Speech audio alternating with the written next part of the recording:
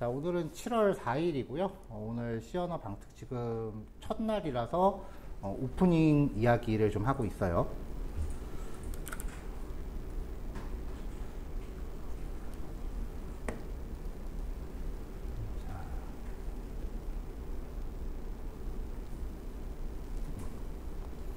자, 일단 그 수업 진행 방식은요. 오늘하고 내일까지는 이제 시언어를 활용하는 데 필요한 기본 프로그램들 설치하고 설정, 그 다음에 뭐 전반적인 프로그래밍의 그 개요에 대해서 이야기를 할 거예요. 그래서 이제 설치를 하는 동안은 여러분들이 이제 같이 따라서 진행하시는 스타일로 이제 될 거고요. 그 다음에 그 밖에 직접적으로 코딩하는 예제들이 분명히 더 많을 거 아니에요. 그때는 수업 시간에 제가 앞에서 코딩을 한다면 그거를 실시간으로 따라서 작성하시지는 마세요. 아마 학교에서 수업 들었으면 아마 대부분 그런 식으로 진행될 거예요. 앞에서 누군가가 타이핑을 하면은 그거를 모든 학생들이 수업 시간에 다다다다 따라치거든요. 근데 그렇게 진행을 하면 그날 수업의 퀄리티가 본인들 타이핑 속도에 좌지우지 돼요.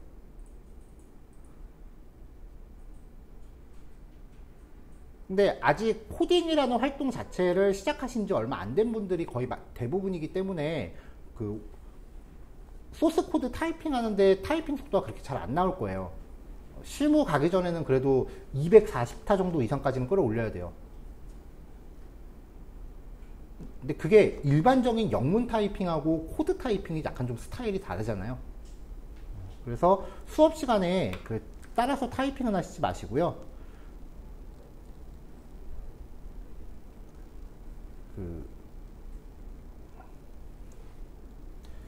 이미 여러분들하고 같이 공부할 예제 코드들은 전부 준비가 돼 있는 상태예요.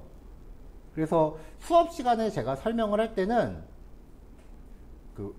일단 왼쪽 화면에서 미리 준비되어 있는 코드를 이제 단계별로 그냥 복사 붙여넣기 해서 코드를 완성해 나갈 거예요. 직접 타이핑하는 시간이 그만큼 빠지겠죠. 그래서 코드가 어떻게 돌아가는지에 대해서 전반적인 맥락을 같이 이야기하고, 그 다음에 별도의 그 실습 시간을 드리는데, 실습 시간 같은 경우는 미리 준비된 예제 코드를 이런 식으로 다 이미 이미지 스크린샷으로 떠났어요. 그래서 이거를 톡방에다 올려드리면 이거 보고 실습을 하시는 거예요. 평균적으로 예제 파일 하나당 10분 정도씩 시간을 할애할 거고요. 그렇게 되면은 뭐 빠르게 하신 분들은 약간 좀 몇 분, 3분에서 4분 정도의 여유 시간이 생기는 거고, 그 다음에 내가 좀 실습 시간이 느리다라고 하는 거는 어차피 보고할 거 있으니까 수업 끝난다고 쫑나는 거 아니니까 집에 가서 개인 시간 조금 더 투자하시면 얼마든지 완성 가능하겠죠. 그 다음에 자료 배포를 톡방으로 하는 이유도 톡방에다가 자료 올리면 한 2, 3일 정도는 계속 받을 수 있잖아요.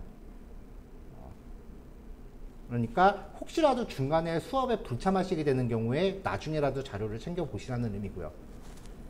그래서 수업은 대부분 이렇게 해놓고 여기다 제가 이렇게 펜으로 이제 판서하면서 이제 내용을 얘기를 할 거예요. 제가 판서하는 내용들은 원하시면 필기하셔도 됩니다. 근데 전부 다 녹화가 들어가고 있으니까 나중에 좀 시간 여유 두고 녹화본 보면서 필기 정리하시는 거를 권해드려요. 근데 밀리지는 마세요. 아까도 말씀드렸지만 영상 영구적으로 올라가 있을 거 아니고요. 영상이 내리면은 진짜 지워버려요, 아예. 그러니까 나중에 늦어서 다시 올려주시면 안 되는 아예 없어요, 파일이. 예제 파일 같은 경우도 여러분들한테 배포해드리고 나면은 저는 따로 오래 보관을 안 해요. 왜냐면은 지금 요거랑 똑같은 내용을 벌써 월요일부터 3일째 2개 반이 돌고 있었고, 지금 우리가 3번째 클래스거든요. 저는 지금 똑같은 소스를 3번째 타이핑 해야 돼요. 계속 똑같은 파일이 쌓이기 때문에 별도로 보관을 잘 안 해요. 그러니까 드리는 자료는 반드시 잘 챙겨주세요. 아시겠죠? 자,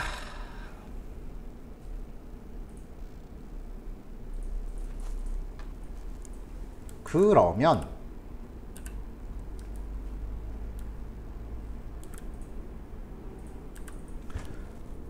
우리가 이제 프로그래밍이라는 걸 하죠.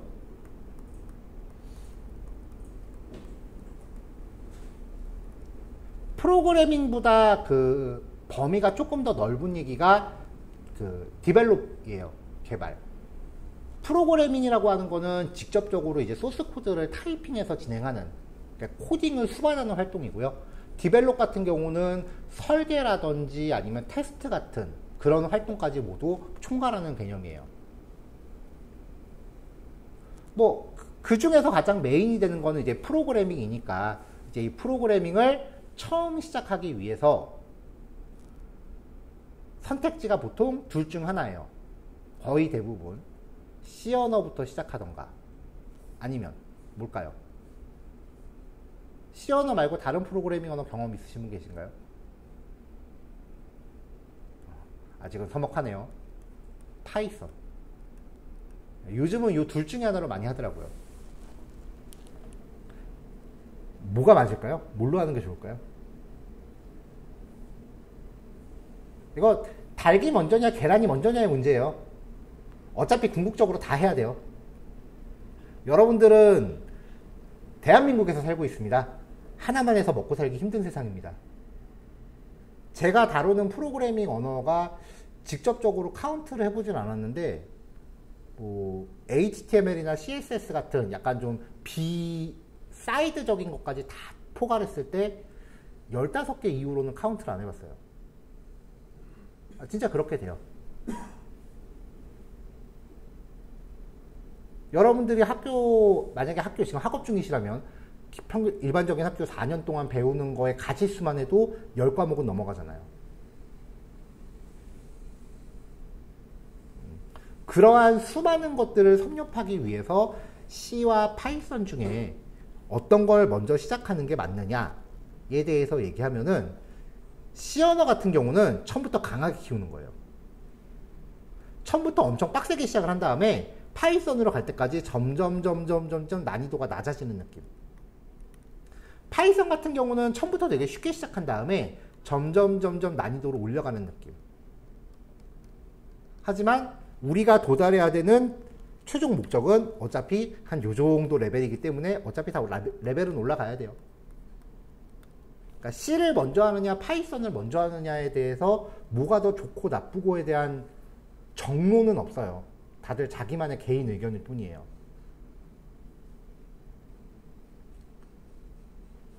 근데 여기에 제 개인 의견, 아무래도 지금은 제 수업 시간이니까 제 개인 의견을 말씀을 드린다면,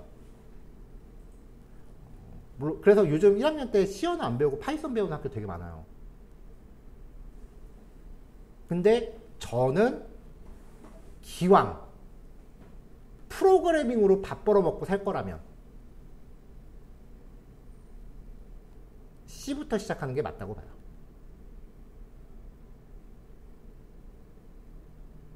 이게 왜냐하면 우리가 지금 만들고자 하는 거는 소프트웨어죠.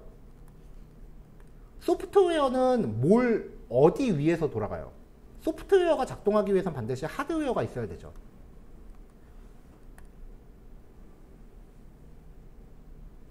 이 두 개가 관련이 없을 수가 없어요.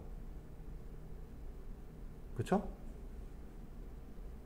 적어도 소프트웨어가 하드웨어를 어떻게 제어하는지에 대한 메커니즘 정도는 이해를 해야 좀 더 프로그래밍의 퀄리티가 올라가요.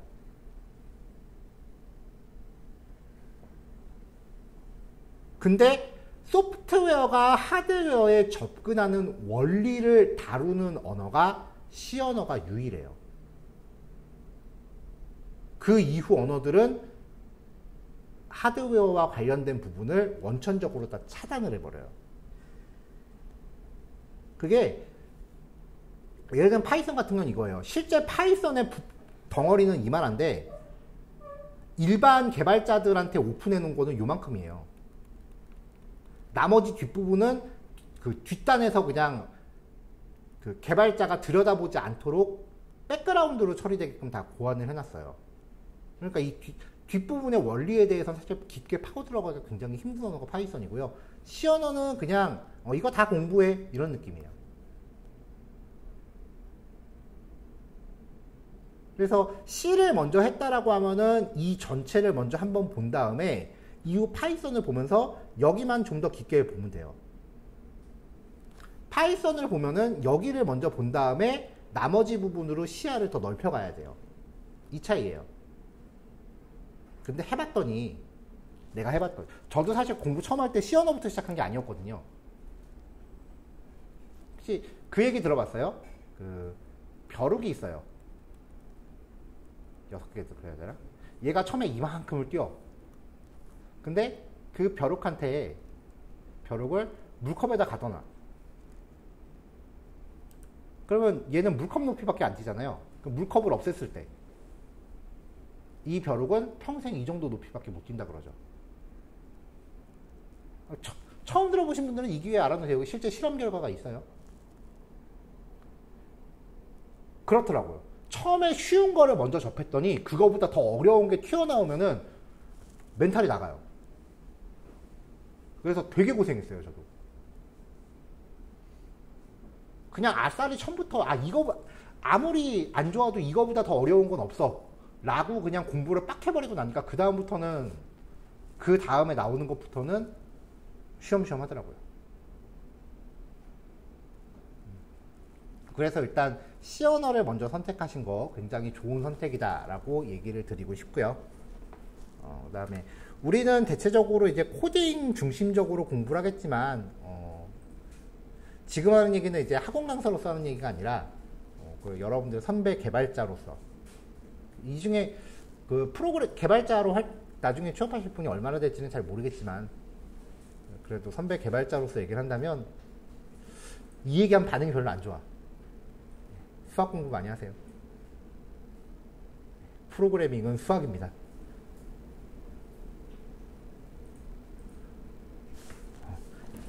나도 내가 수학으로 밥 벌어먹고 살 줄 몰랐어요. 저도 고등학교 다닐 때 정석을 한 번도 끝까지 푼 적이 없거든요. 근데 회사 들어가고 3년차 되던 해 도저히 안 되겠다 싶어서 정석을 사서 끝까지 다 풀었어요. 1년 걸렸어요. 어쩔 수가 없어. 먹고 살려니까 어쩔 수가 없어요. 알고리즘이 안 나와. 그때 제가 게임 회사 다니고 있었는데 그냥 일반적인 게임 한번 그 행스크롤 2D 게임을 한번 생각해 볼까요? 아니다. 요즘 제가 최강 야구 많이 보고 있으니까 야구 게임을 한번 선택해 볼까요? 자, 외야수가 공을 잡아서 던졌어요. 그럼 공이 어떻게 날아가? 이렇게 날아가죠, 공이. 그러면 공 자체에 무게가 있을 거고요. 던진 사람의 힘이 있을 거고요. 그리고 밑으로 갈구는 중력과 속도 9.8이 작용하겠죠? 이제 그걸로 포물선의 방정식을 구현하시면 돼요. 실제로 게임회사 면접 보러 가면은 요즘은 모르겠다. 저 때는 그랬어요. 게임회사는 코딩 테스트 잘 안 봐요. 그냥 물리 방정식 증명할 수 있는지 종이랑 펜드림이에요. 왜 유니티라든지 언리얼이라든지 게임 좋아하시는 분 이런 얘기 들어보셨죠? 걔네들의 이름이 뭐예요? 뭐라고 불러, 걔네들? 물리 엔진이라고 불러요. 수많은 물리 방정식을 구현해놓은 알고리즘이에요. 코딩 테스트라는 얘기 들어보셨나요, 혹시? 요즘 대부분의 회사들이 이제 면접 보기 전에 1차적으로 이제 걸러낼 때 하는 코딩 테스트라는 게 있어요. 그게 알고리즘을 이야기하는 건데 알고리즘의 뜻을 구글에서 한번 검색해 보세요. 뭐가 나오나. 수학 공식이에요, 알고리즘이. 그래서 알고리즘이라는 과목을 처음 공부하면은 일단 처음에 딱 들어오는 게 저거예요. 피보나치 수열. 우리가 중고등학교 때 배웠던 그 수많은 수학식들을 코딩으로 구현하는 과목이 알고리즘이에요. 아마 전공이시라면은 보통 제가 알기로는 4학년 때쯤에 알고리즘 배우는 걸로 알고 있어요.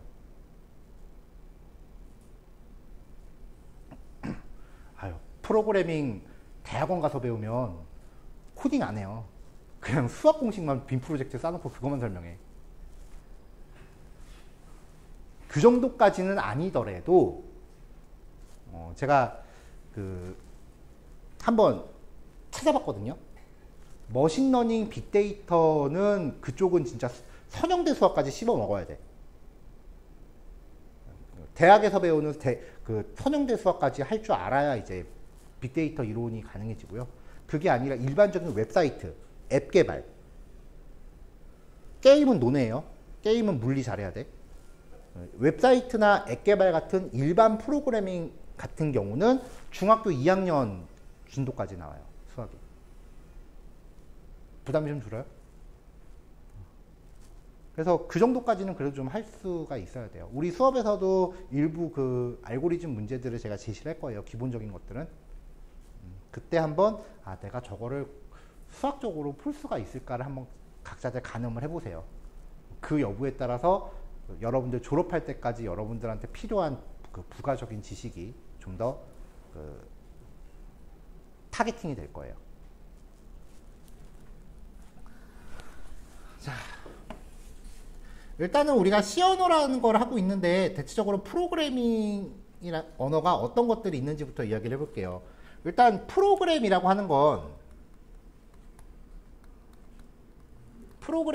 거는 사람이 컴퓨터한테 어떤 명령어를 내리는 거예요.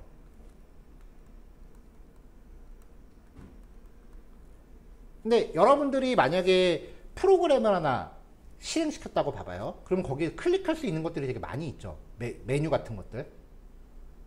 파워포인트만 키더라도 누를 수 있는 버튼들 되게 많잖아요. 그 버튼 하나하나가 컴퓨터한테 전달하는 명령이에요. 그러니까 명령들이 되는 거죠.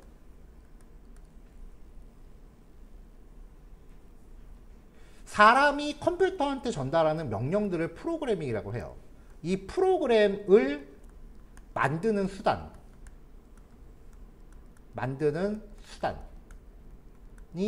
프로그래밍 언어예요.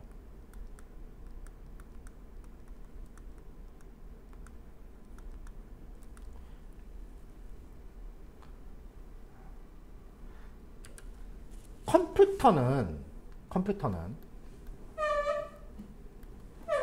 궁극적으로 이진수로만 이루어졌다는 얘기 이진수만 이해한다라는 얘기 들어보신 적 있어요? 얘는 011, 000, 1011, 01, 0001 뭐 이런 것만 이해를 해요. 그러니까 얘한테 명령을 잘 내리고 싶으면은 이진수로 명령을 내려야 돼. 이게 하드웨어가 이해하는 언어예요. 이거를 이야기하는 게 C 언어밖에 없어. 자, 근데 이거 우리가 진짜 할 수 있을까? 못하죠. 이걸 어떻게 해. 근데 옛날엔 했대요.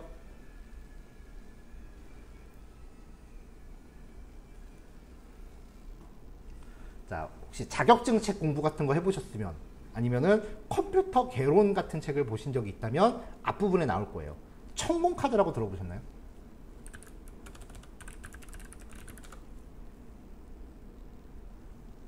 저도 본 적 없어요. 저도 태어나기 전이라서. 근데 예전에 얘기하다 보니까 저희 외삼촌이 이걸 쓰셨다 그러더라고요. OMR 카드 같이 생긴 거예요. 여기에 구멍을 뚫으면은 1이고요. 구멍을 안 뚫으면 0이에요. 그래서 이거를 기계에다 익혀들여서 여기에 나와 있는 대로 이제 기계가 작동하는 게 이게 최초의 프로그래밍이에요. 이건 아마 박물관 같은 데서 봐야 될 거예요. 이제 어렵겠죠. 천문카드라는 거 이렇게 해서 코딩을 했대요. 이렇게 이런 식으로. 이게 프로그래밍이야. 상상하는 거랑 좀 많이 다르죠. 그래서 프로그램 하나 만들면 코드가 이만큼 쌓이는 거죠.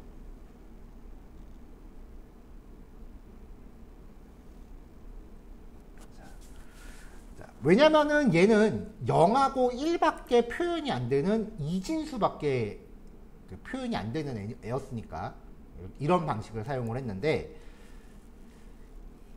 여기에서 이제 조금 발전을 해서 그래도 뭔가 키보드로 타이핑하는 형태의 프로그래밍 언어가 나온 게 어셈블리어라는 애예요. 저도 이거 본 적 없어요.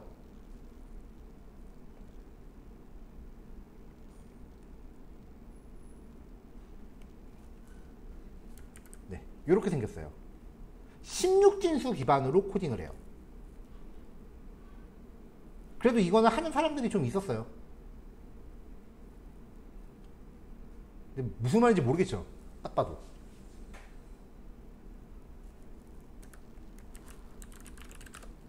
자, 그러면 이거는 이해할 수 있나 봅니다.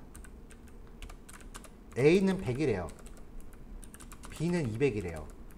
C는 A 더하기 B래요. 이건 이해할 수 있죠. 우리가 어렸을 때부터 배웠던 수학이잖아요. 그래서 이러한 어셈블리어도 난이도가 너무 어려우니까 수학식에 기반을 해서 사람이 봤을 때 이해할 수 있는 수준의 프로그래밍 언어를 만들자. 그래서 사람이 이해할 수 있다라고 해서 이때부터를 고급 언어라고 해요. 요거 잘 들으면은 뭐 시험 문제 내지는 자격증 시험 문제 한 문제는 맞을 거예요. 자, 그래서 프로그래밍 언어 1세대. 천공카드예요. 이진수 코딩입니다. 이 이진수를요, 컴퓨터가 이해할 수 있다라고 해서 기계어라고 하고요. 그 다음에 바이너리라고 합니다.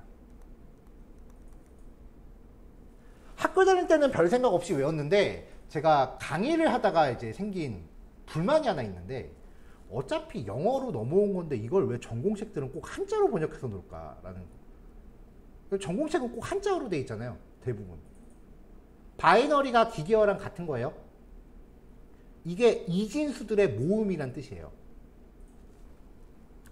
자, 그 다음이 이제 2세대 언어예요. 아까 봤었던 어셈블러고요.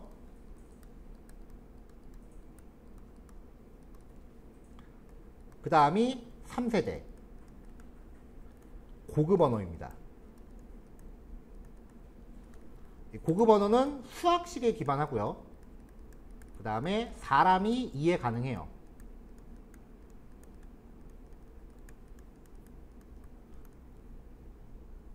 그리고 이 당시의 프로그래밍 언어는요, 소스 프로그램이 실행될 때 그냥 순서대로 차근차근 실행됐어요.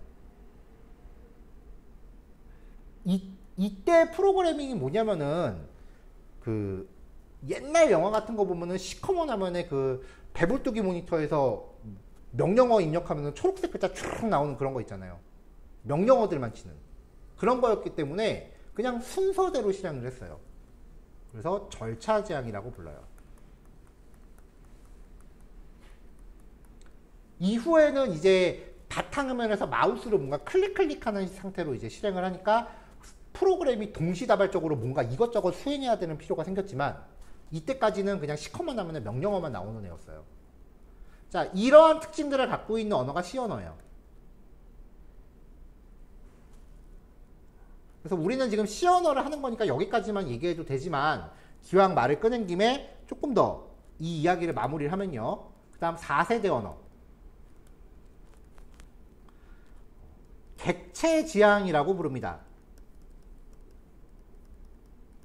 객체지향이라고 하는 게 오늘날 프로그래밍의 가장 그 근간이 되는 개념이고요. 혹시라도 나중에 전공에서 프로그래밍 언어론이라는 과목을 배우게 된다면 객체지향의 원리에 대해서 본다라고 보시면 돼요. 이 객체지향을 가장 잘 표현하는 언어가 자바고요. 객체지향을 설명할 때 보통 그 전자문서, 일반적인 기업에서 다루는 전자문서를 프로그램으로 표현하는데 최적화되어 있다는 설명이 있어요. 그러니까 20세기 들어서면서 업무가 그 수작업에서 뭐 점점 전산화가 진행되면서 거기에 포커스를 맡은 프로그래밍 언어다. 그렇게 보시면 되고요. 뭐 C++, 자바, 그 다음에 뭐 C# 이런 것들이 그 객체지향 중에서도 4.1세대라고 보시면 되고요. 여기서 나중에 좀 더 발전을 하면서 자바스크립트, 파이썬, 뭐 R 같은 애도 있고요. R은 근데 프로그래밍 언어 같진 않아. 뭐 스위프트, 고, 핵, 뭐 이런 듣도 보도 못한 프로그래밍 언어도 되게 많아요. 아, 쟤를 안 적었구나. 코틀린. 되게 많아요.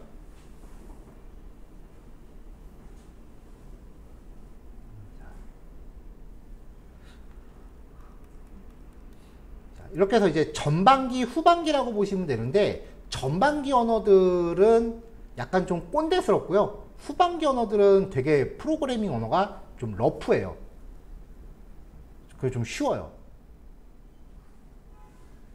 근데 아까 얘기했다시피 가급적이면 어려운 거부터 이제 접하십시오라고 이야기를 하는 게, 왜냐면은 이게 방식이 좀 달라요. 동작 방식이. 우리 수업에서 얘기할 수준은 아니라서 그냥 이런 게 있습니다만 얘기할 텐데, C 언어나 객체지향 전반기 언어들을 대체로 컴파일 언어라고 부르고요. 이 후반기 언어들을 인터프리터 언어라고 해요. 작동 방식 자체가 완전히 달라서 메커니즘이 달라요. 그 메커니즘 때문에 소스 코드 스타일도 좀 달라져요. 그래서 이제 기왕이면은 프로그래밍을 처음 시작할 때 컴파일 언어를 먼저 시작하는 게 전반적인 원리를 살펴보기에 좋다라는 취지의 얘기를 아까 했던 거를 좀 쉽게 말씀을 드렸던 거고, 그나마 컴파일 언어 중에 제일 쉬운 건 얘예요. C. 컴파일 언어와 인터프리터의 차이에 대해서는 뭐 나중에 다른 상위 과목에서 공부하실 일이 있을 거예요. 그리고 5세대. 5세대는 인공지능입니다. 딱 저거 생각하시면 돼요. 그 아이언맨 1편 보면은 그 주인공이 처음에 그 슈트 만들 때 인공지능한테 이거 해줘 저거 해줘 라고 하면 걔가 알아서 따닥따닥 하잖아요. 그런 식이야. 인공지능한테 내가 원하는 거를 얘기했을 때 인공지능에 코딩을 해주는 거. 그러니까 아직까지는 이론상으로만 존재하는 거죠. 완벽하게 구현된 건 없어요. 자, 이거 했을 때 지금 떠오르는 게 뭐 있나요? 가장 근접한 거 현재. 그렇죠. 써보셨어요? 제발 쓰지 마세요. 유료 결제할 게 아닌 이상 제발 쓰지 마세요. 무료 버전은 쓰레기야. 그 관련 논문도 있어요. 챗GPT가 생성하는 소스 코드를 실무에 적용할 때 몇 %까지 적용이 가능한가를 해봤을 때 40% 정도밖에 적용이 불가능하대요. 실제로 챗GPT를 써보면은 무료 버전이 만들어주는 거는 얘가 코드 이렇게 만들어주는 거 읽어보면은 가관이야 진짜. 말도 안 되는 코드가 나와요. 아마 챗GPT 코드 복사 붙여넣기 해서 실행해보신 분들은 공감할 거예요. 돌아가는 거 거의 없을 거야. 제발 쓰지 말라고 하는 게 무슨 취지의 얘기냐면요. 걔가 만들어주는 코드를 눈으로 봤을 때 이게 맞다 틀리다를 내가 판단할 실력이 안 되면 쓰지 마세요. 실력이 없으면 걔가 만들어주는 걸 맹목적으로 맹신해버려. 그러면 애당초 40점짜리 답안지를 달달달 외우는 꼴이에요.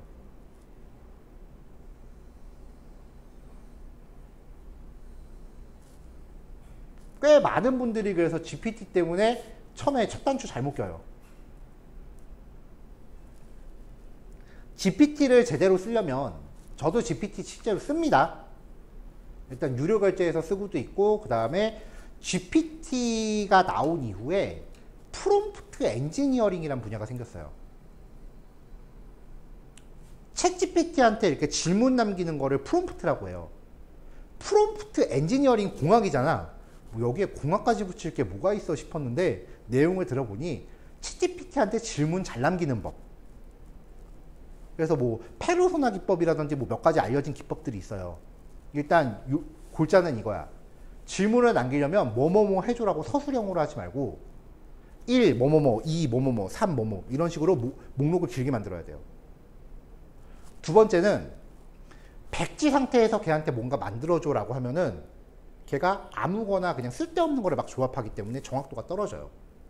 일단 내가 걔한테 뭔가 줘야 돼. 그래서 이걸 기반으로 뭘 해줘 라는 식으로 내려야 돼요. 그러니까 GPT한테 소스 코드 만들어줘라고는 제발 하지 마시고, 내가 뭔가 코딩을 공부했는데 이 코드가 에러가 나. 근데 내 눈에 에러가 안 보여. 그러면 그거를 붙여놓고 에러가 어디 있는지 찾아줘. 내지는 내가 이 코드의 흐름이 절대 이해가 안 돼. 그러면 그 코드를 GPT에 넣고 이 코드의 작동 원리를 설명해줘. 라는 식으로 쓰셔야 돼요. 뭔가 백지 상태에서 만들어주는 유료 버전이 아닌 이상은 진짜 쓰지 마세요. 그리고 코딩 관련된 AI는 GPT보다 더 좋은 게 코파일럿이에요. 코파일럿을 저도 지금 $100씩 결제해서 주고 쓰고 있는데 걔는 쓸만해. 왜냐면 걔는 내 코딩 스타일을 학습하더라고요. 그러니까 내가 몇 글자 치면은 얘가 그 다음에 요거 칠 거구나 라고 해서 제가 작성할 코드를 예측해서 만들어 주더라고요. 그러니까 엄청 좋은 자동 완성기 같은 느낌이에요. 코파일럿은. 종류가 되게 많아요. 분야별로. 아무튼 아직 이 5세대는 좀 멀었으니까 이거 너무 믿지 마시라. 아시겠죠?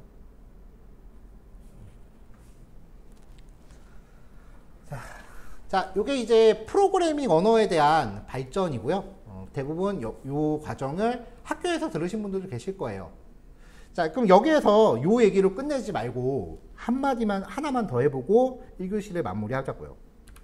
프로그래밍 언어가 점점 발전하면서 그래도 사람이 좀 타이핑하고 즉석에서 읽어서 결과를 예측할 수 있는 수준이 되긴 했어요. 뭐 A는 100, 뭐 A는 A 더하기 2, 뭐 이런 식으로 하면 A가 102가 되겠죠. 자, 이런 식으로 작성한 걸 컴퓨터한테 야, 이걸 실행해줘 라고 주면은, 자, 다시 컴퓨터는 이진수밖에 못 알아듣는다 그랬죠. 얘는 이런 거밖에 못 알아듣는데 이거를 전달하면 얘는 이래요. 못 알아들어. 그러니까 우리가 작성한 기계어를 제외한 모든 스타일의 코딩 결과물은 컴퓨터가 이해할 수 있도록 변환 과정이 필요해요. 이 변환해주는 과정을 컴파일이라고 합니다. 영어로는 컴파일. F 아니에요? 이렇게 작성을 해요. 이 컴파일을 수행하는 소프트웨어가 있어요. 프로그래밍 언어마다 컴파일 소프트웨어는 다 달라요. 이거를 우리 모모하는 사람 할 때 영단어 뒤에 ER 붙이잖아요. 그래서 컴파일러라고 해요.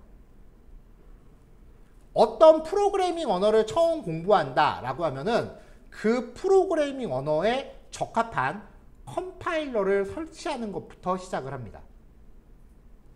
자, 50분이에요. 10분 쉬었다가 이제 컴파일러 설치부터 진행해 볼게요.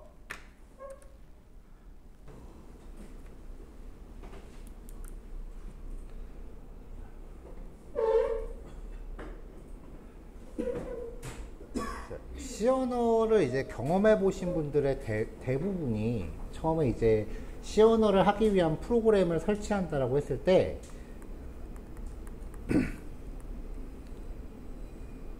마이크로소프트에서 배포하는 비주얼 스튜디오를 이제 설치를 해요. 그러면은 이 비주얼 스튜디오라고 하는 이 프로그램은 좀 범용이에요.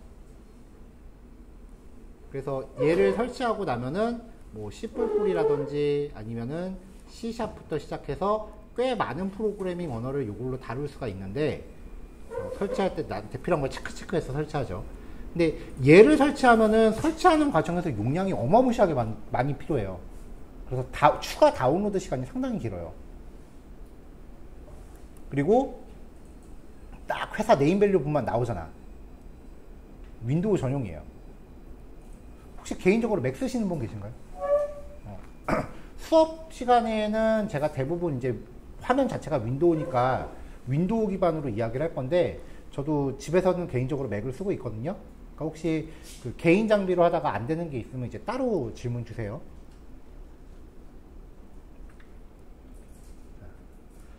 자, 얘네들은 비주얼 C, 비주얼 C++ 그렇게 불러요. ANSYS라고 하는 게 있어요.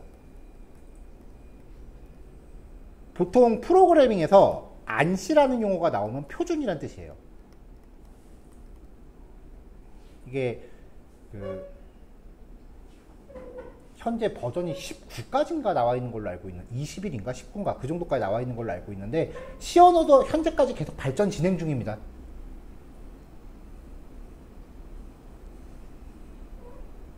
자, 그러면 이게 느낌이 어떤 식이냐면요.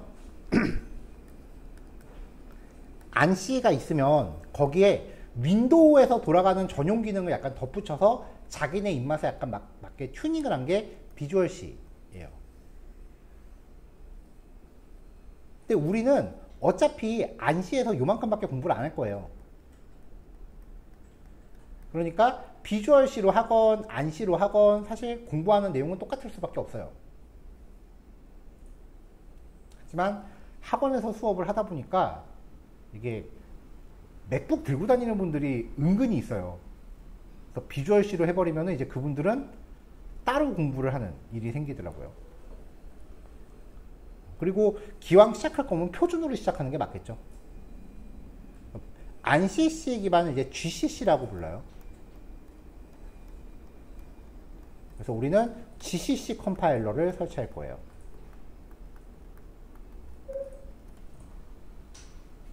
특정 플랫폼에 종속되는 환경은 웬만하면은 그 지양 하시는 게 좋습니다. 네, 지향은 권장한다는 거고 지양은 웬만하면 피하라는 뜻이에요.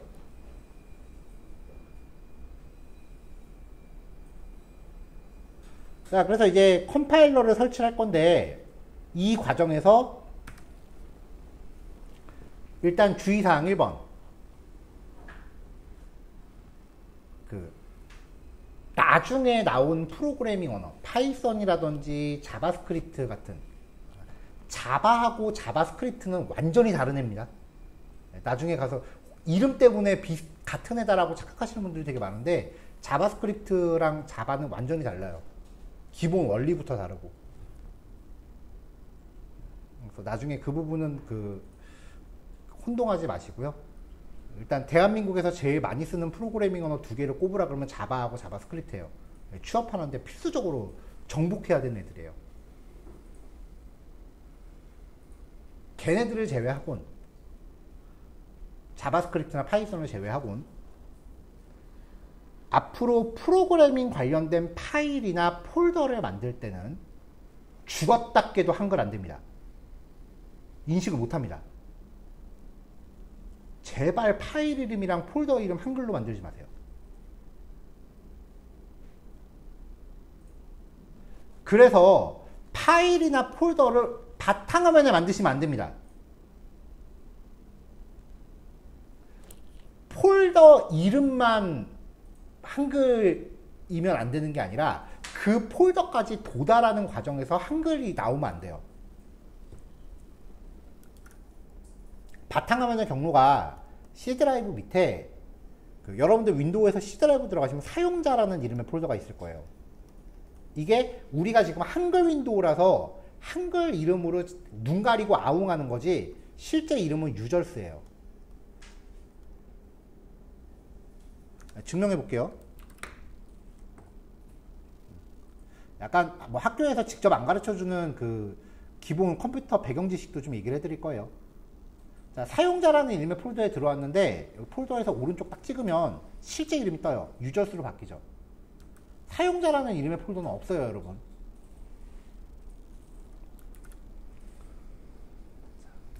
그래서 C 드라이브 안에 유저스 안에 여러분들 컴퓨터 처음 사면은 처음에 사용자 이름을 입력하세요 라고 해서 그 아이디 생성하고 시작하죠. 윈도우 시작할 부팅하면은 아이디랑 비밀번호 입력하고 들어가잖아요. 그래서 이 안에 본인 아이디,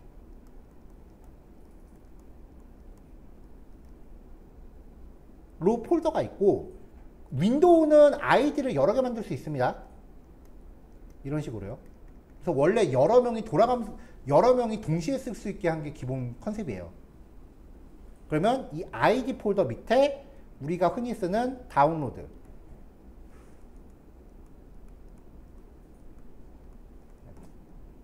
그 다음에 바탕화면 폴더의 원래 이름은 데스크탑이에요. 문서는 도큐멘트, 음악은 뮤직. 이런 식으로 폴더들이 있어요.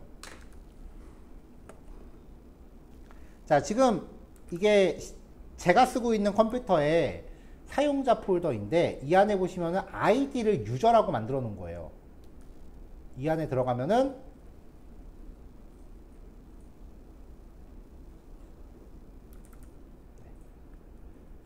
다운로드 동영상 링크 이렇게 한글 이름으로 폴더 있죠. 여기서 바탕화면으로 들어가 봅시다. 여기가 지금 우리가 컴퓨터에서 쓰는 이 바탕화면이에요. 이 폴더가. 실제 이름은 데스크탑이에요.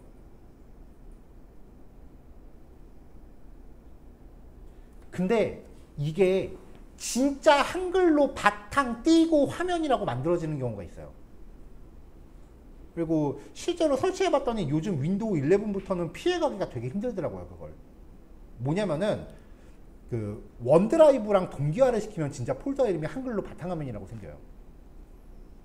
그래서 저는 원래 윈도우 깔 때 그 원드라이브를 웬만하면 안 쓰는데 윈도우 11부터 얼마 전에 윈도우 노트북을 새로 구매를 했거든요.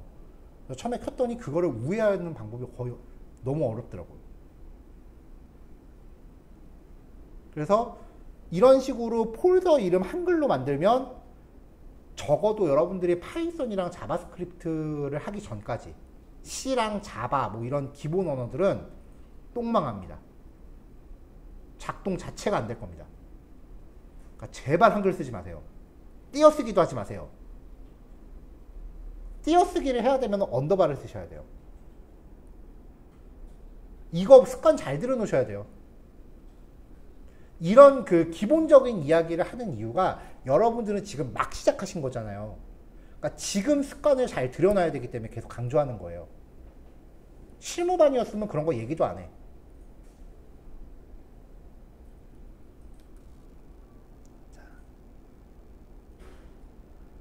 그 다음에 이제 더 심각한 케이스가 있어요. 컴퓨터를 처음 딱 샀어.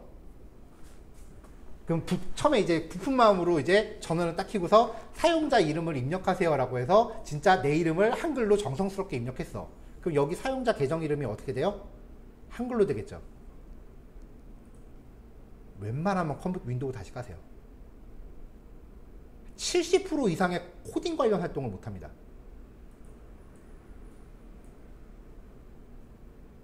아니면은 인터넷 뒤져서 사용자 계정을 새로 생성하는 방법을 찾아보세요. 나올 거예요. 그래서 사용자 아이디를 공부용으로 하나 만들어 놓으세요. 근데 내 노트북인데 아이디가 2개면 좀 찝찝하죠? 웬만하면 그냥 윈도우 새로 까시기를 권해드리고요. 아마 어렸을 때부터 나는 컴퓨터 조립 좀 해봤다. 뭐 이렇게 좀 컴퓨터를 좀 뭐라고 해야 되나. 이게 수업에서 적합한 용어인지 잘 모르겠지만 약간 오덕스럽게 컴퓨터를 좋아하셨던 분들은 윈도우를 좀 다시 깔아보셨을 거예요. 그게 아니신 이상 나는 윈도우를 깔아본 적이 없다라고 하시면 빠른 시일 안에 윈도우 설치하는 법을 익혀놓으세요. 이거는 아무 데서도 안 가르쳐줘요. 그냥 맨땅에 헤딩하면서 하셔야 돼요. 개발자가 자기 컴퓨터 세팅을 할 줄 모른다라고 하는 거는 요리사가 주방에서 가스레인지 조리도구 못 다루는 거예요.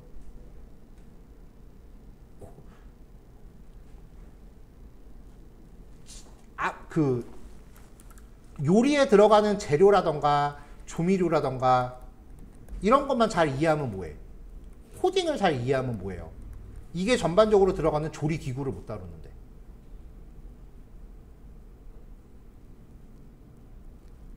개발자가 자기 장비 세팅하는 거는 기본입니다.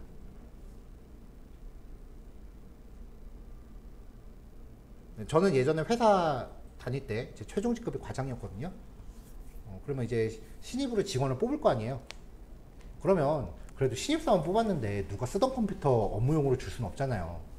그 직원을 위해서 그래도 좀 나쁘지 않은 사양으로 컴퓨터를 맞춰줘요. 왜냐면은 회사 컴퓨터가 집보다 좋아야 야근시켜도 별말하네. 묻자고 한 얘기니까 다큐로 받지 말고 어쨌건 컴퓨터를 조립을 해줘요. 그러면은 첫날 출근하면은 이제 컴퓨터 조립된 컴퓨터니까 아무것도 전원 넣어봐야 아무것도 안 돌아가는 깡통일 거 아니에요. 그리고 기업들은요 모든 소프트웨어를 정품으로 써야 돼요. 그게 걸리면은 하나당 벌금 3천만 원이거든요. 그래서 회사에서 구매한 정품 소프트웨어의 그 DVD들이랑 갓 조립한 컴퓨터를 줍니다. 자, 오늘은 첫날이니까 컴퓨터 앞으로 사용하실 거 세팅하시고 세팅하시면 돼요 라고 하고 아침에 그렇게 하고 그냥 가요. 퇴근할 때 다시 왔을 때 설치 못하고 있으면 내일부터 안 나오셔도 돼요 라고 했어요. 빈말이 아니에요. 진짜예요. 학교 다니면 여러분들이 그게 용서가 되는 시기는 학교 다니는 4년 동안이야. 취업하면 용서가 안 됩니다. 아무도 안 해줘요. 그러니까 4년 안에 그거 익혀놓으시고 그거보다 더 우선적인 이유가 뭐냐면 요말까지만 하고 컴파일러 설치할게요. 수업을 하다 보니까 진도가 느린 친구들의 공통점이 하나 있어요. 처음 보는 프로그램에 뭐 누르는 걸 되게 무서워해요. 고장날까봐. 근데 진짜 컴퓨터라는 기계 자체가 고장나기 위해서는 안에 먼지가 엄청 쌓여서 그 먼지에서 스파크가 나서 전기 때문에 기판이 타야 돼. 기계 자체를 오래 쓰고 싶으면은 물을 쏟지 않는 이상 가끔 본체 뚜껑 열어서 먼지만 털어줘도 오래 써요.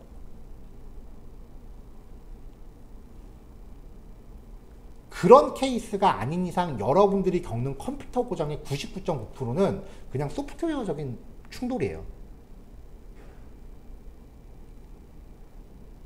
그거 그냥 흔히 많이 하는 사람들 컴퓨터 밀어버린다고 표현을 해요. 아니면 포맷한다고 표현하거나. 그냥 하드디스크에 들어있는 윈도우까지 싹 지우고 새로 설치하면 끝이야. 그럼 완전 새 거가 돼요. 쌩쌩해져요. 그거를 할 줄 알면은 뭔가 누르는 거를 안 무서워해요. 아이 뭐 고장나면 그냥 윈도우 새로 깔고 말지 뭐. 그리고 그냥 아무거나 막 눌러봐요. 자기가 스스로 이것저것 눌러가면서 터득을 하는 거예요. 새로운 거 배울 때 겁을 안 먹습니다. 그래서 이제 컴퓨터 새로 까시는 법을 꼭 익혀두시라고 하는 거예요. 보통 이제 6개월 동안 진행하는 국비지원 취업반이 있어요. 그거 할 때는 진짜 첫 주에 그거부터 시켜요. 저는 그거부터 시켜요. 그래야 나중에 이제 리눅스라는 거 설치시킬 때 좀 수월하더라고요. 꼭 해보시고요. 말 나온 게 이제 마지막. 코딩 공부할 때, 그러고 보니까 오후반에 이 얘기를 안 해줬구나. 많은 분들이 소스 코드를 딱 쳐다보면서 이 코드는 과연 왜 이렇게 동작할까라는 이 고민 되게 많이 해요. 그쵸? 여러분들도 이거를 이해하고 싶어서 나온 거잖아요. 이거 공부 방법 잘못된 거야. 왜라는 거는 인문학도들이 보는 거예요. 인간은 왜 태어났나? 우주는 왜 생성됐을까? 이런 걸 물어보는 거예요. 철학에서 얘기하는 거야. 우리는 공학이잖아요. 드라마 같은 데서 의학 드라마 같은 거 보면은 환자 한 명 한 명을 케이스라고 부르죠. 그래서 이 환자한테 적용했던 치료 방법이 효과가 있다. 그리고 그러면 이제 그걸 다른 환자들한테도 적용을 해본다고. 그래서 대부분의 환자들이 효과를 보고 한 명이 부작용이 났어. 그럼 이건 전반적으로 효과가 있는 거야, 없는 거야? 효과가 있다고 봐야겠죠. 공학은요, 많은 현상들을 관찰해서 거기에서 공통적인 규칙을 발견해내는 거예요. 그러니까 소스 코드 하나 갖다가 이거 왜 그럴까라고 들여볼 시간이 있으면은 그거랑 비슷한 유형의 여러 가지 소스 코드를 찾으세요. 그걸 통해서 공통점을 추리세요. 코딩은 그래서 실험하는 거예요. 모든 예제 하나하나를 내가 실험해보고 비슷한 유형의 다른 케이스들을 찾아보시면서 공부하는 거예요. 소스 코드 하나 뚫어져라 쳐다보면서 눈 빠져라 쳐다보는 거 아니에요. 자, 이제 진짜 컴파일러 합시다. 비주얼 C는 안 할 거라 그랬죠? 이제 컴파일러 다운로드 주소를 알려드릴 건데, 일단은 제가 단톡방에 주소를 한번 올려놨고요. 그 다음에 컴퓨터로 직접 접근을 해야 되니까 제가 여기 좀 띄워놓을게요. 좀 길어요. 자, 이제부터는 같이 좀 합시다. 자, 요 사이트에 접속하시면 됩니다. 글자 좀 키워줄게요. 민GW라고 부르는 프로그램이에요.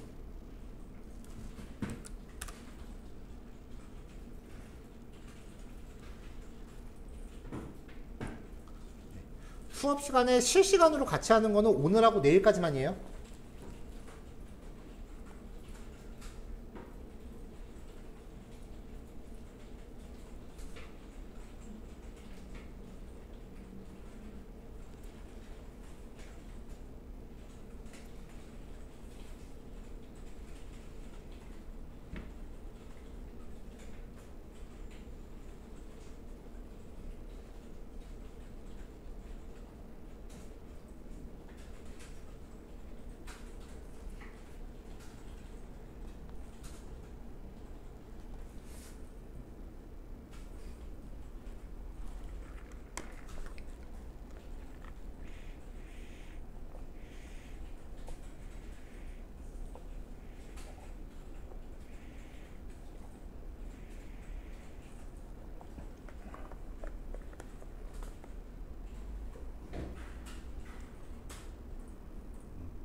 그래서 가급적이면 그 여러분들 PC용 컴퓨터용 카톡 그 학원 컴퓨터에 좀 깔아서 세팅을 해놓으세요.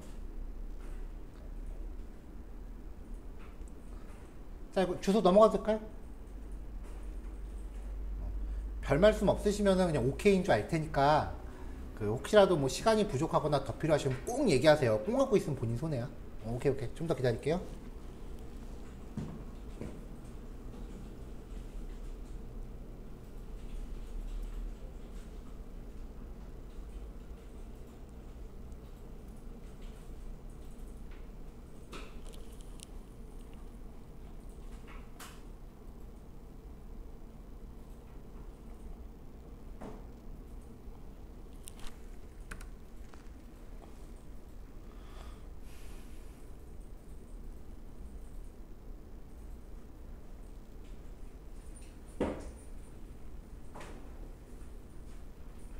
됐나요? 넘어갈게요. 자, 여기 사이트 들어오면은 이게 소스포지라고 하는 사이트가 되게 오래된 사이트인데요. 오픈소스 프로그램의 그 완성된 파일을 이제 올려놓는 사이트예요. 요즘 이제 깃허브라는 곳이 많이 유행을 해서 잘 안 쓰긴 하는데, 여기서 파일스 탭으로 이동을 한 상태에서 기본적으로 여기 맞춰져 있을 거예요. 여기서 이제 스크롤을 조금 내려보면은 보통 이제 인스톨러라고 부르면 이게 설치 프로그램이거든요. 우리가 일반적으로 뭔가 평상시에 그 카카오톡 할 때도 파일 다운받아서 더블 클릭하면 설치를 진행합니다 하고 진행하잖아요. 그런 류의 프로그램인데 온라인이 붙어 있으면 그 과정에서 추가 다운로드가 있는 애들이에요. 개인적으로 이건 귀찮아서 잘 안 하고요. 온라인 인스톨러는. 그럼 밑에 있는 애들, 요거 말고 밑에 것들을 받을 건데, 그 중에 GCC 버전 제일 높은 거. 자, 이 중에서 우리가 일반적으로 쓰는 그 32비트, 64비트 윈도우는 x86_64라고 부릅니다. x86이 32비트짜리고요. x64가 64비트 컴퓨터예요. 이거는 그 컴퓨터 CPU의 코어 수에 좀 근간하는 얘기인데 뭐 아직까지 이거 깊게 할 필요는 없고요. 나중에 C 언어 데이터 타입 얘기할 때 조금 나올 거예요. 아무튼 i686은 안 봐도 되고, 그럼 일단 우리는 요것 중에 윈32는 딱 윈도우 전용이고 포식스는 약간 범용이라고 보시면 돼요. 그 다음에 얘네 둘 중에는 SEH가 기능이 좀 더 많아요. 어차피 우리는 둘 중에 뭘 받아도 여기 있는 거 다 쓰기도 버겁지만 그래도 기왕이면 좋은 거 받읍시다. 얘를 클릭해서 다운로드를 받으세요. 몇몇 컴퓨터에는 이미 다운로드 받은 파일이 있을 수도 있어요. 왜냐면 우리가 지금 다른 반보다 개강이 3일 늦어서. 일단 얘를 클릭해서 다운로드 받으세요.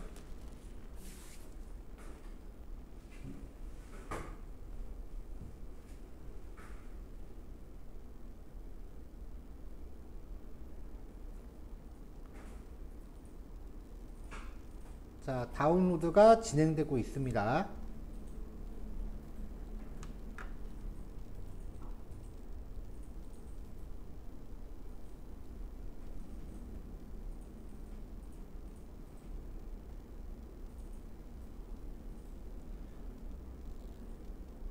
자, 별다른 문제가 없으면은 C 드라이브 밑에 그 다운로드라는 폴더에 파일이 생기죠.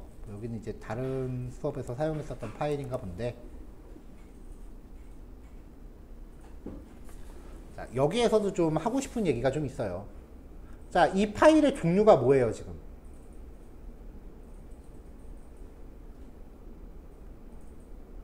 그럼 다시. 이 파일은 종류가 뭐예요? 얘를 더블 클릭하면 무슨 프로그램이 뜰 거예요? 같아요. 응?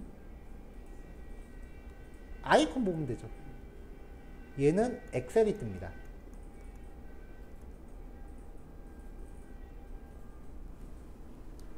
조금 더 밑에 봅시다. 그냥 여기 있는 폴더, 이 폴더 들어온 김에 그냥 여기서 보는 거지, 뭐 딱히 뭐 그게 목적이 있는 건 아니에요. 자, 얘는 더블 클릭하면 뭐가 실행될 것 같아요? 어떤 프로그램이 실행될 것 같아요? 그렇죠. 한글이 뜨죠. 뭐 레포트 같은 거 쓸 때 한글이나 MS 워드 같은 거 많이 하죠. 자, 그 가동되는 프로그램의 종류를 아이콘을 보고 판단하는 게 아니에요. 아이콘이 없어도 판단할 수 있어야 돼요.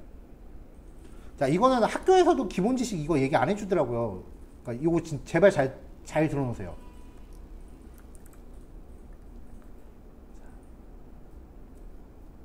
확장자라는 게 있습니다.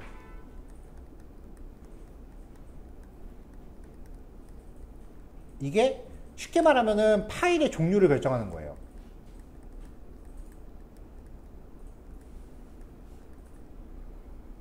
형식은 무슨 파일이라고 파일 이름이 있으면 그 뒤에 점 찍고요. 보통 영어 단어, 영어 두 글자에서 네 글자 사이로 구성이 돼요. 가끔 변태스럽게 글자 되게 긴 애가 있긴 한데 일반적인 케이스는 아니고 보통은 세 글자예요. 그래서 이 뒤에 오는 확장자에 따라서 더블 클릭했을 때 연결되는 프로그램이 바뀌어요. 자, 예를 들어서 지금 이거는 더블 클릭하면은 엑셀이 뜬다 그랬죠, 아까. 실제로 더블 클릭 해볼게요. 그러면 엑셀 선택이 되잖아요. 클릭하면은 엑셀이 뜹니다. 이렇게 떴죠?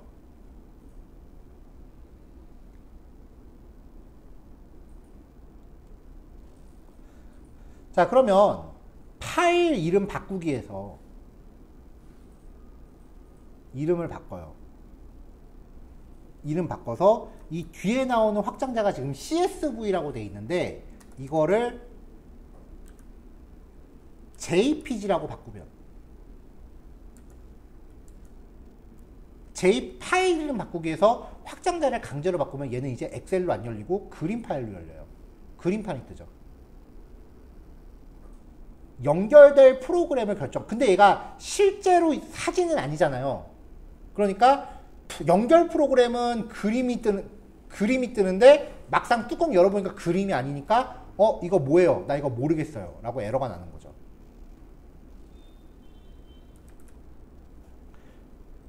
그래서 파일의 유형별로 몇몇 확장자들은 좀 기억을 해놔야 돼요.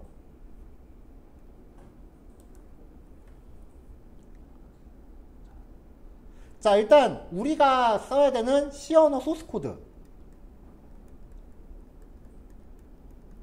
프로그래밍 언어마다 파일 확장자가 다릅니다. 얘는 .c예요. 여기서 앞에 별표가요. 컴퓨터에서는 별표가 오래 의미가 있어요. 파일 이름은 앞에 뭐가 와도 상관없고 뒤에 확장자만 씌우면 된다는 뜻이에요.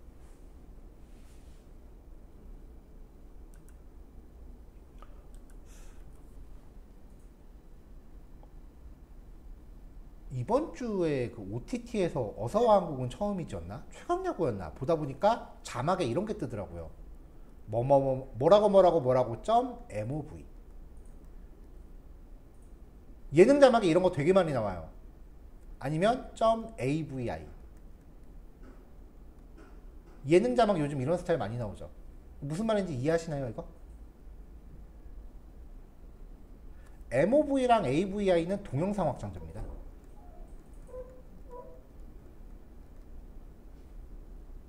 그러니까 만약에 뭐 밥을 먹고 있는 .mov라고 하면 밥 먹고 있는 동영상이라는 뜻이에요.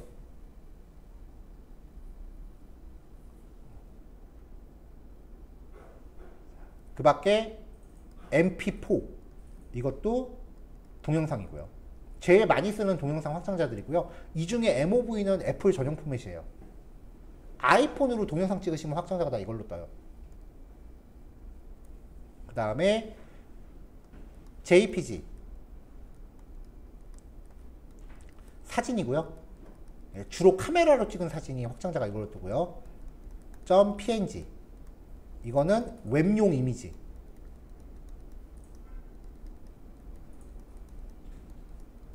그 다음에 GIF 예능 자막에 뭐뭐뭐.gif, 뭐뭐뭐.jpg 이거 되게 많이 나왔어요. GIF는 흔히 말하는 움짤입니다. 움직이는 이미지. 자, HWP 아까 말한 한글이죠? 작년부터 한글 확장자가 표준이 HWPX로 바뀌었습니다. 최신 한글은 HWPX예요. docx, 워드, pptx, 파워포인터, xlsx 혹은 csv, 엑셀. 많이 쓰는 프로그램들 확장자는 알아두셔야 돼요. 그리고 zip 얘는 압축 파일이에요.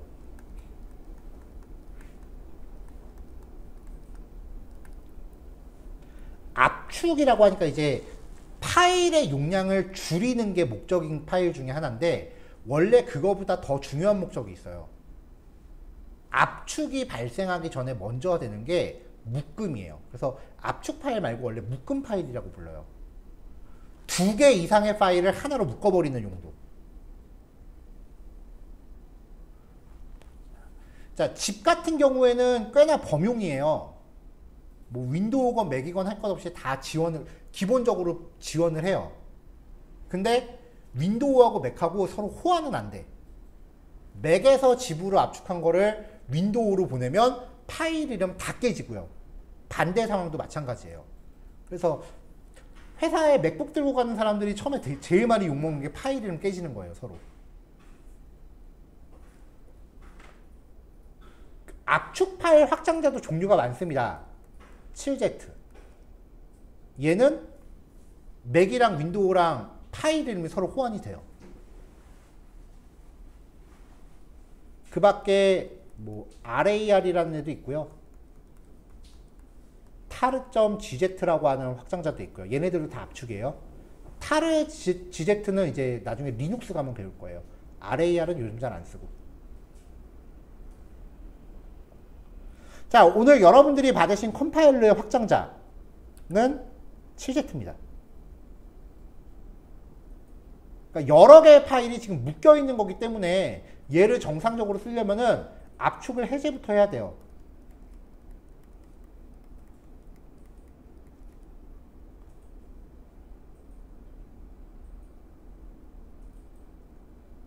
윈도우 XP 시절에는 윈도우 단에서 압축 파일을 처리를 안 해줬기 때문에 별도로 압축을 해제하는 프로그램을 깔았어요, 사람들이. 가장 대표적인 게 RGB예요. 근데 윈도우 7부터 집 형식에 대해서는 윈도우가 기본으로 지원을 해주기 시작을 했어요. 그러니까 컴퓨터를 잘 못 다루는 사람들은 이거를 깔 생각을 안 했어. 되니까. 그래서 수업 시간에 자료 배포할 때 7Z 파일로 배포하니까 이거 뭐예요? 라고 모르는 학생들이 반이 넘어요. 취업반 같은 거 할 때. 왜냐면 취업반은 비전공자가 거의 90% 이상이라서 그래요. 그래서 이런 압축 파일을 처리할 수 있는 프로그램도 설치를 해 놓으셔야 돼요. 특히 프로그래밍 쪽은 집 형식 잘 안 써요. 근데 어제 알은 건데 윈도우 11부터는 7Z도 기본 지원하더라고요. 뭐 이건 논외로 하고, 프로그램을 이제 별도로 설치할 때 이제 선택지가 R집하고 반디집이라는 애가 있습니다. 둘 다 무료예요. 개인적으로 반디집을 추천합니다. 왜냐면 얘가 압축 효율이 더 좋아요. 맥 쓰시는 경우는 반디집 앱스토어에서 검색해서 까시면 되는데, 일단 맥은 뭐 하나 깔 때마다 무조건 돈 들어간다는 거 염두하세요. 맥은 지르는 순간 뭐 하나 할 때마다 돈이에요. 어쩔 수 없어.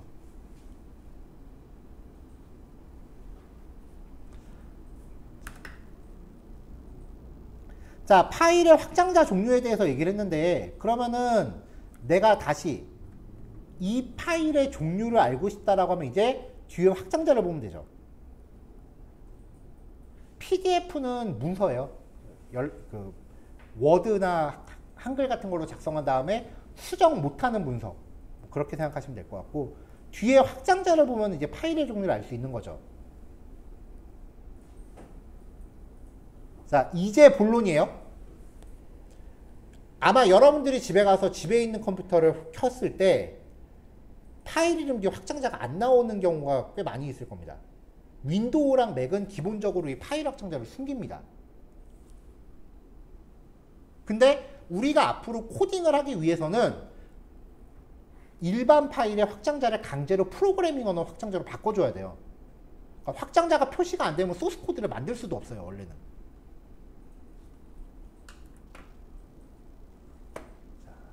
학원 컴퓨터는 기본적으로 다 돼 있을 거예요. 컴퓨터 세팅하시는 분들이 그거 다 해놔요.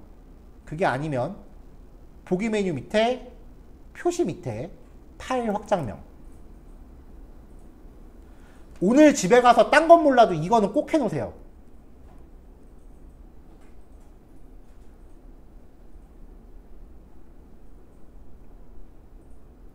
맥은 파일 확장자 표시하기라고 검색 한번 해보세요. 그러면 이제 파인더 세팅하면 스크린샷이 나올 거예요. 자, 요거 꼭 해놓으셔야 돼요. 이거 안 하면은 확장자라는 게 표시가 안 돼요. 자, 그럼 이제 컴파일러 설치로 넘어갈게요. 다운받은 파일을 이제 압축을 해제할 건데, 지금 여기 강의실 컴퓨터 다 윈도우 11일 거예요. 그러면은 마우스 우클릭해서 압축 풀기 누르시면 돼요.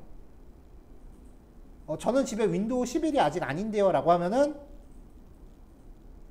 오늘 집에 가셔서 인터넷에서 반디집이라는 프로그램을 검색해서 까세요. 그럼 이제 압축 파일을 더블 클릭했을 때 이렇게 반디집이라는 프로그램으로 열릴 거고요. 여기서 풀기 버튼 누르면 압축이 풀립니다. 자, 어찌됐건 이제 압축을 다 풀어놓으세요.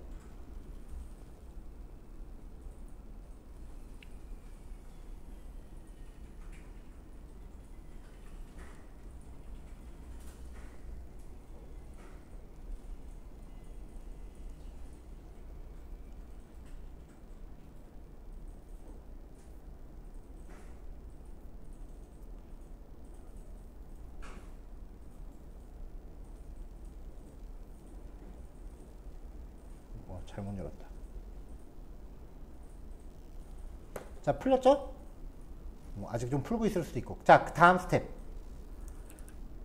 D 드라이브가 있으면은 D 드라이브에서 하시고요. D 드라이브가 없으면 C 드라이브로 들어가셔서, 혹은 외장하드 같은 걸 갖고 오셨으면 외장하드로 하시면 되는데, USB는 비추해요. USB는 속도가 좀 느려.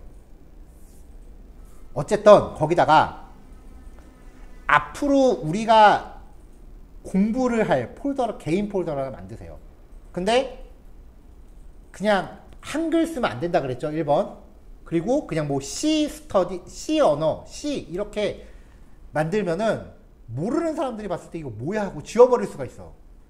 학원은 공용 컴퓨터라는 걸 명심하세요. 그러니까 이거 임자 있는 폴더다라는 티를 팍팍 내기 위해서 본인 이름 정도는 붙이세요. 이런 식으로요. 이미 지금 여러분들 쓰시는 컴퓨터에 이런 식으로 폴더 만들어져 있는 자리가 몇몇 군데 있을 거예요. 오후에 수업 듣는 분들도 계시니까.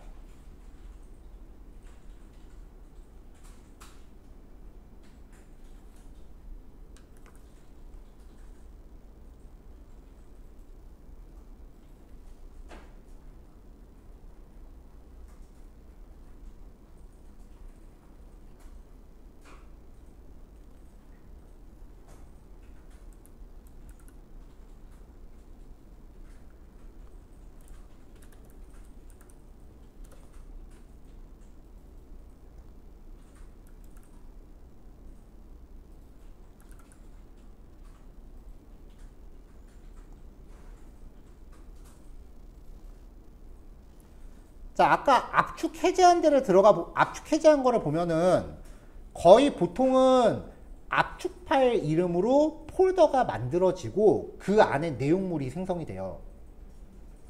근데 경우에 따라서는 이렇게 파일 이름으로 폴더를 만들지 않고 내용물이 바로 밖으로 꺼내지는 경우도 있어요. 오늘 우리가 압축 해제한 거 안에 들어가면 내용물이 딱 이렇게 min.gw64라고 폴더 하나 딸랑 있을 겁니다.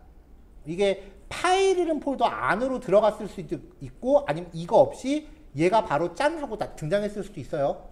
그럼 그때그때 달라. 얘를 아까 생성한 개인 작업 폴더로 옮기시는데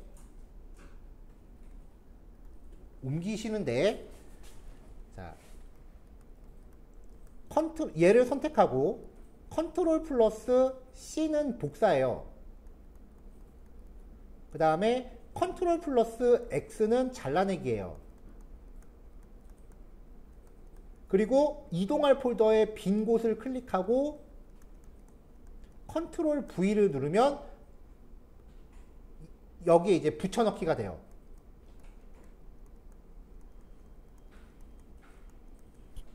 차이는 복사 붙여넣기는 내가 원본을 남겨놓고 여기에 복사본을 만들겠다는 거고요. 잘라내기 붙여넣기는 이거 원본을 남기지 않고 일로 이동시키겠다는 거예요. 그 상황에 따라 선택하시면 돼요. 끌어놓는 거는 그때그때 달라요. 끌어놓는 거는 C 드라이브에서 C 드라이브, 하드디스크가 똑같으면은 이동이고요. C 드라이브에서 D 드라이브, 하드디스크가 다르면 복사예요. 끌어놓는 거는 그때그때 상황이 달라요.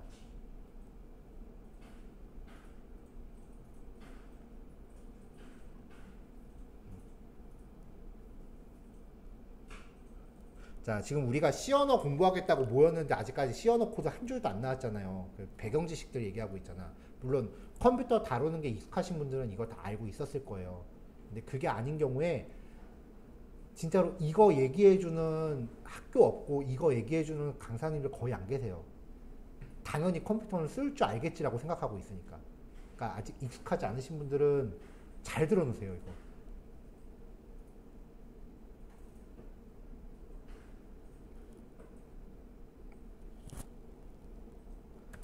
자, 이렇게 해서 이제 파일을 옮겨놨습니다. 저는 잘라내기를 했던 건데 3일 전에 미리 세팅해 놓고 그 다음에 오늘 또 다운받은 거예요. 다운받은 원본 이제 필요 없으니까 지울게요.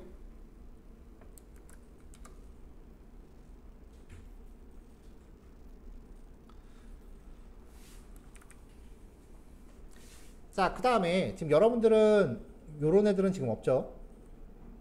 요런 건 없고 내 개인 작업 폴더에 요거 하나만 딸랑 있는 상태예요. 그리고 앞으로 우리가 코딩을 진행해야 되니까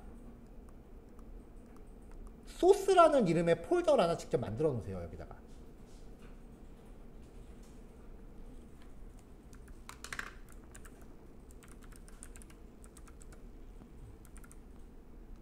네.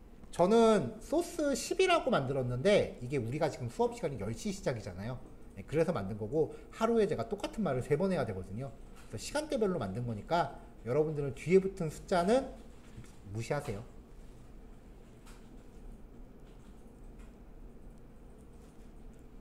얘는 내일 할 거예요. VS 코드는.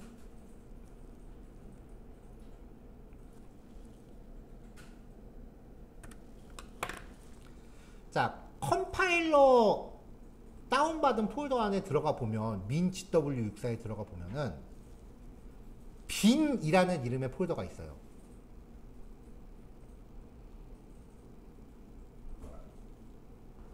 자, 아까 컴퓨터는 이진수만 실행할 수 있다. 그 이진수들의 묶음을 기계어라고 하는데 기계어의 원래 영문 이름이 뭐라고요? 바이너리. 실무 가면 기계어라는 얘기 안 써요. 다 바이너리라고 해요. 바이너리 앞에 세 글자만 딴 게 bin이에요. 그래서 bin이라는 폴더는 그 안에 실행 파일들이 모여 있어요, 다. 이 중에 gcc.exe가 우리가 쓰고자 하는 C 컴파일러입니다.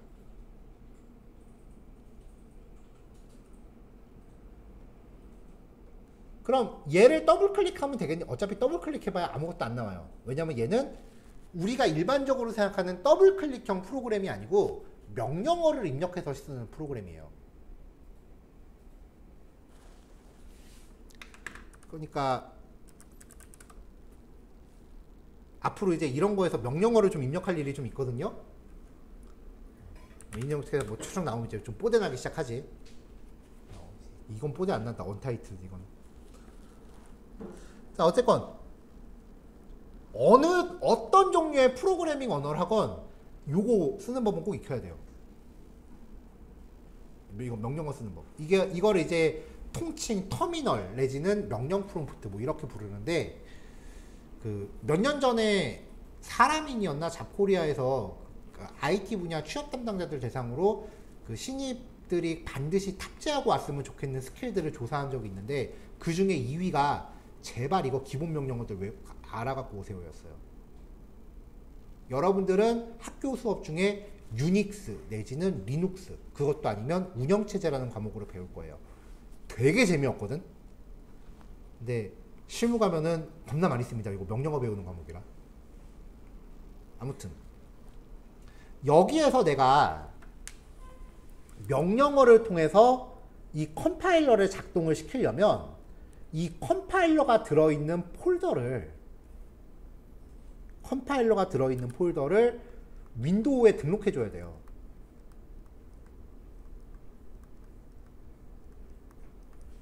이 등록하는 거를 환경 변수라고 해요.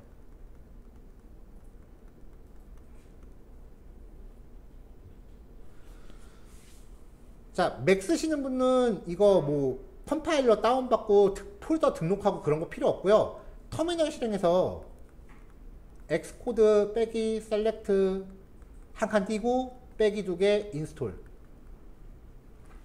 이렇게 명령어 내리시면은 지가 알아서 그냥 다 할 거예요. 아니면 앱스토어에서 엑스코드라고 되어 있는 다운받으시면 되고요. 근데 얘가 용량이 10기가 정도 되니까 이거 하는 게 정신건강에 좋을 거예요. 다시. 자, 그럼 이제 이 폴더를 윈도우에 등록을 할 건데, 이거 폴더 경로 직접 타이핑 하다가 나중에 오타 내지 말고 이 빈 폴더까지 들어와서 이 경로 표시되는 곳에 오른쪽 빈 칸을 클릭하면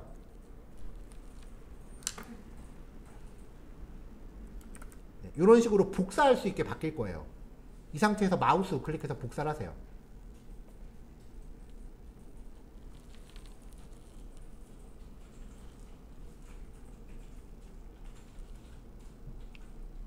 자, 그 다음에 아무 폴더나 열고 왼쪽에서 내 PC 마우스 우클릭, 맨 밑에 속성 클릭,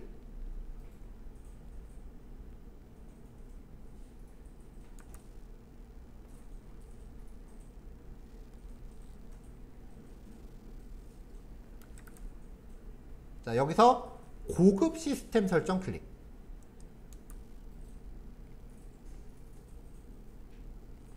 흔히 윈도우 컴퓨터를 사용하는 데 있어서 내가 컴퓨터로 게임하고 보고서 작성하고 뭐 레포트 작성하고 웹서핑하고 그러는 걸로 내가 컴퓨터 할 줄 안다라고 생각하시는 분들이 되게 많은데, 그건 컴퓨터를 할 줄 안다고 얘기할 수 없어요. 그냥 워드라는 소프트웨어를 쓸 줄 아는 거고 게임을 할 줄 아는 거고 레포트를 쓸 줄 아는 거지 컴퓨터를 할 줄 아는 건 아니에요. 컴퓨터를 할 줄 안다라는 건 이 안에 있는 이 설정들을 내가 만질 수 있어야 된다는 소리야. 자, 이 고급 시스템 설정 클릭하시면 되는데요. 윈도우 10 같은 경우는 이 메뉴가 고급 시스템 설정이 오른쪽에 나와요. 윈도우 10은. 강사님 저희 집에 윈도우 10인데 안 나오던데요. 창 사이즈가 작아서 그러니까 옆으로 늘리시면 돼요.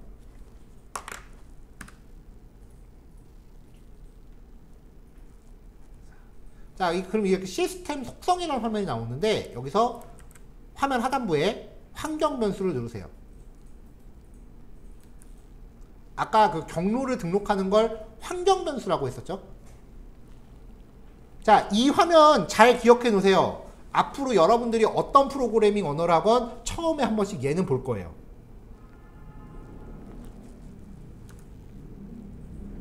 지금 여기 딱 봐도 지금 벌써 자바 관련된 거 딱 보이죠?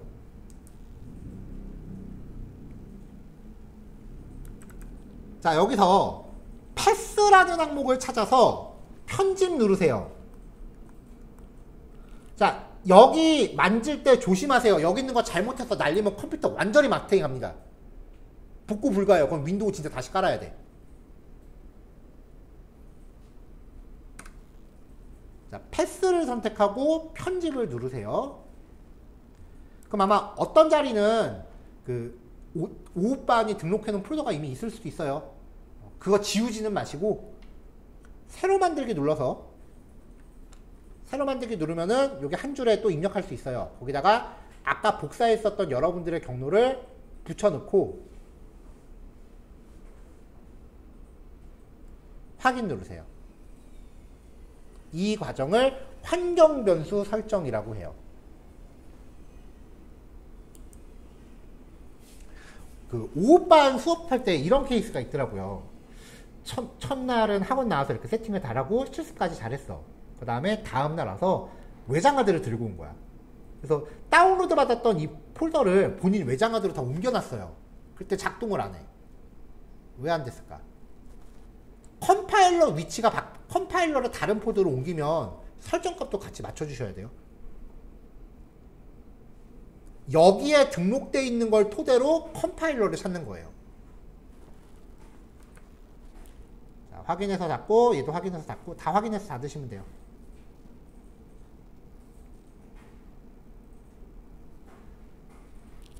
자, 그럼 이제 명령 프롬프트를 실행을 해볼 건데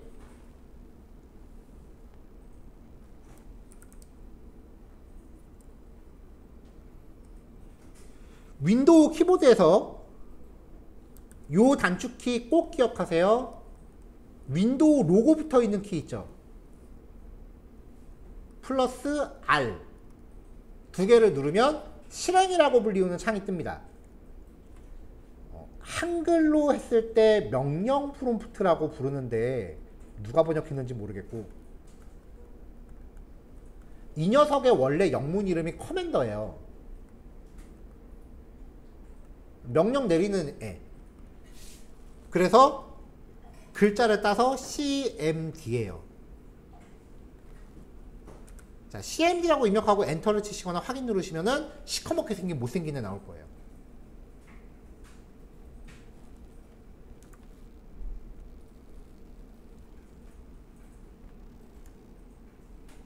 자, 여기서 이제 GCC 한 칸 띄고 빼기 V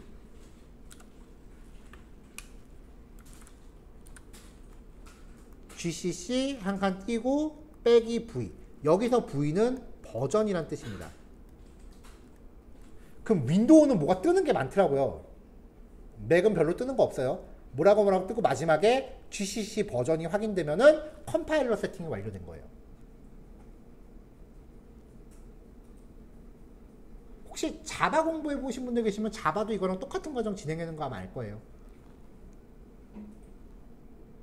자, 여기까지 혹시 결과 잘 안 나오시는 분 계신가요? 네. 그러면 제가 순서대로 가서 체크를 할게요. 다른 분들은 다 되셨죠? 자, 그러면은